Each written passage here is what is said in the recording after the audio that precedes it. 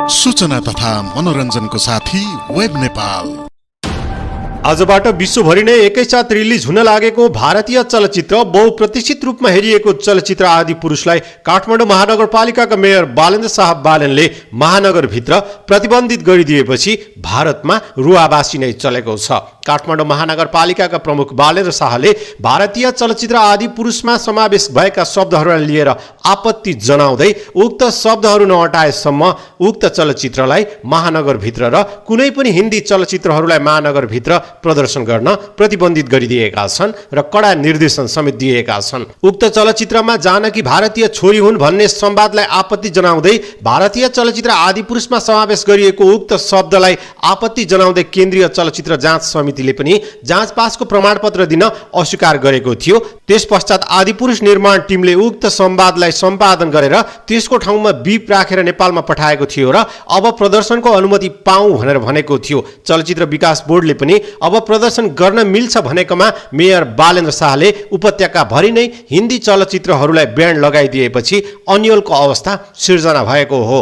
उनले नेपालमा मात्र होइन विश्वभरि नै जहाँ जहाँ आदिपुरुष प्रदर्शन हुन्छ र भारत स्वयंले पनि आफ्नो देशमा प्रदर्शन गर्दा उक्त संवादहरूलाई पूर्ण रूपमा सम्पादन नगरेसम्म काठमाडौँ उपत्यकामा कुनै पनि हिन्दी चलचित्रहरूलाई चल्न नदिने दरिलो अडान लिएपछि यति बेला अन्यलको अवस्था सिर्जना भएको हो।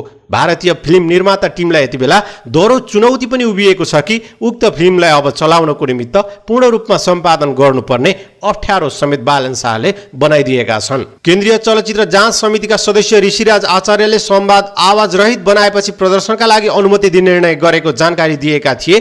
चलचित्रमा जानकीलाई भारतीय बेटीको रूपमा प्रस्तुत भएको संवादलाई अनिवार्य रूपमा आवाज रहित बीप गर्न लगाई सो पश्चात मात्र चलचित्र जाँच प्रमाणपत्र दिने गरी सार्वजनिक प्रदर्शनका लागि अनुमति दिने निर्णय गरेको थियो। त्यो ल्याएपछि उहाँले अनुमति पाउनुहुन्छ सदस्य आचार्यले बताएका थिए। तर उक्त जाँच पास समितिको निर्णयलाई उल्टाउँदै मेयर बालेन्द्र शाहले यस्ता कुराहरूले देशको राष्ट्रियता नै धर्म सङ्कटमा पर्ने र भारतको हेपाह प्रवृत्ति झन्झन बढ्दै जाने भएकाले यस्ता कुराहरूलाई निमिट्यान्न बनाउन पूर्ण रूपमा प्रतिबन्ध नै लगाउनु पर्ने अडानमा उत्रिएपछि यति बेला नेपालका चलचित्र व्यवसायीहरू पनि अलमलमा परेका छन्। तर बालेन्द्र शाह भने आफ्नो कदमबाट एक कदम पनि पछि नहट्ने अडानमा उभिएका छन्। मेयर बालेन्द्र शाहको उक्त कदमलाई लिएर इन्डियाको द टाइम्स अफ इन्डिया मिडियाले पनि न्युज नै कभर गरेको छ। उसले भनेको छ, makers of Adipurush remove controversial dialogue Sita is the daughter of India after Kathmandu mayor Balendra Shah threaten to stall its release in Nepal.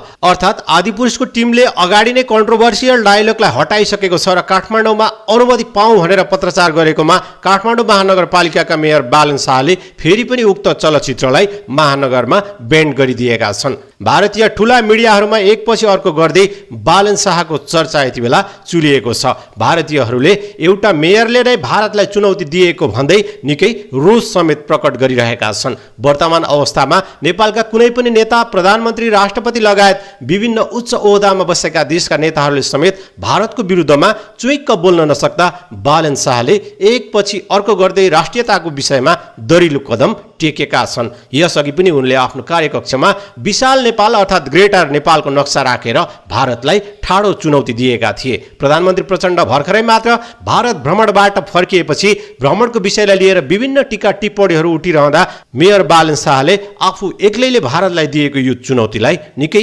महत्त्वका साथ हेरिएको छ। विश्वका 121 करोड हिन्दूहरूको पवित्र स्थल यो पशुपतिनाथ नेपाल हो। विश्वका 58 करोड बुद्ध धर्मावलम्बीको पवित्र स्थल लुम्बिनी हो। यसलाई सांस्कृतिक रूपमा होइन आर्थिक रूपमा हेरौँ, विश्वका 121 करोड हिन्दूहरू र 58 करोड बुद्ध धर्मावलम्बीहरूको 10% मात्र मान्छे नेपाल आयो भने 17 करोड मान्छे नेपाल आउँछ। 17 करोड मान्छेले नेपालमा गर्ने खर्च खरबौँ रुपियाँ हुन्छ। एकजना मान्छे पनि हाम्रो खाडीमा बेल्चा हान्न जानु पर्दैन। यहीँ तपाईँको रोजगारी सिर्जना गर्न सकिन्छ भन्ने कुरालाई अगाडि बुझौँ। अब आफ्नो देशमा भएको सुनको कचौरा लगेर भिख माग्ने परम्पराको हाम्रो देशको सरकार र हाम्रो देशको नीति छ। अनि भएको वैदिक सनातन सहितको हिन्दू राष्ट्र क्यान्सल गर्ने अनि 2-4वटा गरेर काचोकुचो गरेर के भनेर अर्कै गर्ने, यो किसिमको परम्पराले मुलुक बन्दैन। अब कृषिको कुरा गरौँ, यो मैले पढेँ। त्यो पढ्दै जाँदाखेरि त हिजो हाम्रा बाजे बडाजुले जसरी तपाईँको कृषि गर्नुहुन्थ्यो आज पनि हामी त्यही गरिरहेछौँ। खै आधुनिक कृषिको कुरा। अनि अघिल्लो वर्ष 2077-78 मा नेपालबाट 3 खर्ब 23 अर्ब 67 करोड रुपियाँ कृषिमा बाहिर गएको छ। अहिले 4 खर्ब रुपियाँ कृषिमा बाहिर जाँदैछ। चामल र धान हिजो हामी निर्यात गर्ने देश, आज चामल र भातका लागि तपाईँ हामी तडपिनु परेको छ। यो अवस्थामा किसानलाई अनि किसानलाई लिएर धेरै ठुलो काम गर्छु भने लेख्या यहाँ त कहीँ पनि देखिन। केही गर्नु पर्दैन। म एउटा सुझाव दिन चाहन्छु, रचनात्मक सुझाव। बिचौलियाको अन्त्य गर्नुहोस् कृषिमा अनुदान कटौती गरौँ। यो पार्टीका कार्यकर्ता पाल्ने मात्रै भयो। मेरो जुम्ला जिल्लातिर त कर्णालीतिर गएको त को सरकार छ त्यही पार्टीको कार्यकर्तालाई करोडौँको अनुदान दिने, त्यो किसान पनि हुँदैन। अस्ति एक दिन चेक गर्न गएको 11वटा गोबी लाएर रहेछ 70 लाख रुपियाँ लगेछ। ल हेर्नुहोस् त, त्यस्तो किसिमको प्रवृत्तिले आज मुलुक धराशयी भएको छ। कृषि उत्पादनको किन्ने र बेच्ने जिम्मा सरकारले लिनुपर्छ। नेपालमा उत्पादन हुने कृषिजन्य वस्तुहरू विदेशबाट आयात रोकिनुपर्छ। भूमि बाँझो गर्नेलाई कानुनी कारबाही गरौँ। तर आज पनि हेर्नुहोस् त, 10 रुपियाँ किलो टमाटर किसानले बेच्न पाएको हुँदैन, हामी 60 रुपियाँ किलो खान्छौँ।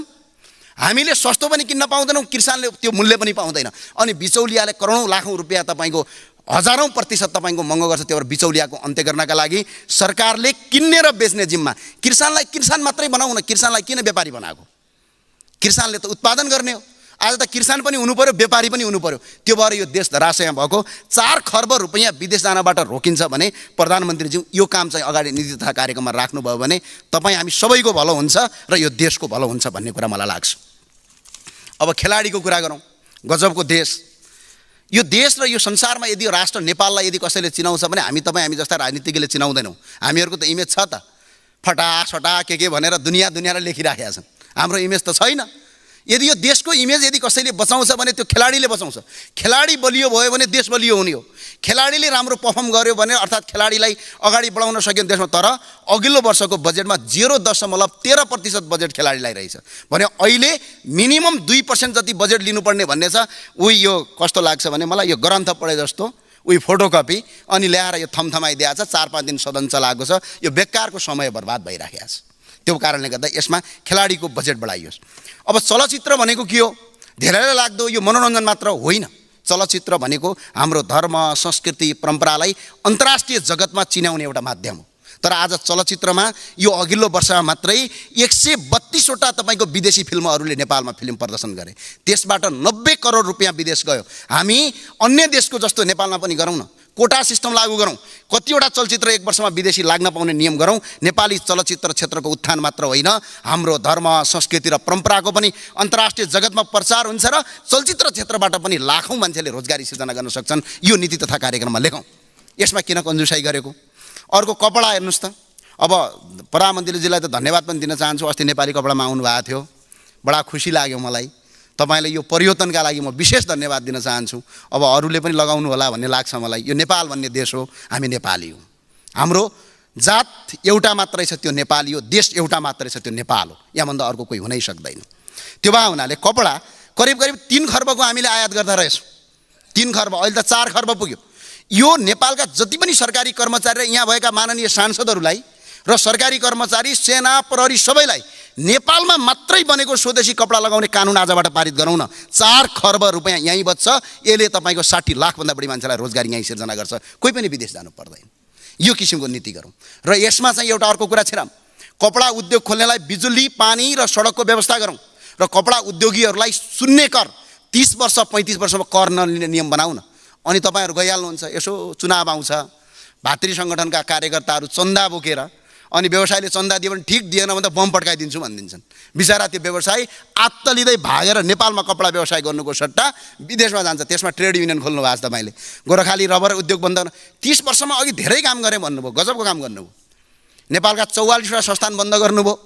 हिजो हामी भारत र बङ्गलादेशबाट काम गर्ने मजदुर नेपालमा ल्याउँथ्यौँ, अहिले भारत र बङ्गलादेशमा हामी भाँडा बाँध्न जानु परेको छ। गजबकै काम भयो। हिजो 40 वर्ष अगाडि नेपालको अमेरिकन $1 बराबर 6 रुपियाँ 25 पैसा थियो हाम्रो मूल्य, हाम्रो करेन्सीको रेट। आज 132 रुपियाँ छ। यो पनि प्रगति नै हो, ठुलै प्रगति भएको छ। आज न्याय पाइँदैन। आज यस्तो किसिमको अवस्था। अब बिजुली चाहिँ बङ्गलादेशलाई बेच्ने भनेर नीति तथा कार्यक्रममा लेख्नु भएछ। ल, बङ्गलादेशमा बेच्नु पर्दैन, तपाईँले कर्णालीमा बेचिदिनुहोस्, हामी किन्छौँ। फ्रीमा पनि गर्दैनौँ।